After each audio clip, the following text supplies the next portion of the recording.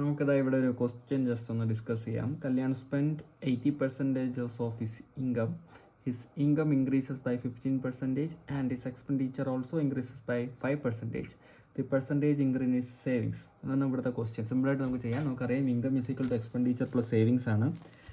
ആദ്യം നമുക്കുണ്ടായിരുന്ന ഇൻകം 100 എന്ന് വെച്ചോ. അപ്പോൾ അയാൾ 80% സ്പെൻഡ് ചെയ്യുന്നു. ബാക്കി എത്ര സേവ് ചെയ്യും? 20% സേവ് ചെയ്യും. പിന്നെ എന്താ സംഭവിക്കുന്നത് ചോദിച്ചാൽ ഇൻകം 15% ഇൻക്രീസ് ആവും. അപ്പം 100ൻ്റെ 15% 15ആണ്. അപ്പം പുതിയ ഇൻകം 115ആണ്. അതേപോലെ പിന്നെ എന്ത് സംഭവിക്കുന്നു? എക്സ്പെൻഡിച്ചർ 5% ഇൻക്രീസ് ആവും. 80ൻ്റെ 5% എന്ന് പറയുന്നത് എത്രയാണ്? 4ആണ്. അപ്പോൾ 84 ആവും. അപ്പോൾ നമുക്ക് സേവിങ്സ് എത്ര കിട്ടും? 115 മൈനസ് 84 ചെയ്യുമ്പോൾ നമുക്ക് സേവിങ്സ് കിട്ടും. അതായത് അപ്പോൾ എത്ര കിട്ടും? 31 കിട്ടും അല്ലേ? എൻ്റെ percentage increase in the savings ആണ് ക്വസ്റ്റ്യൻ. അപ്പോൾ പണ്ടുണ്ടായിരുന്നത് എത്രയായിരുന്നു? 20. അതിൽ നിന്ന് ഇപ്പോൾ എത്ര കൂടി? 11 അല്ലേ?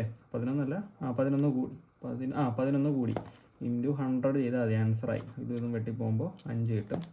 Equal to 55%. So simple.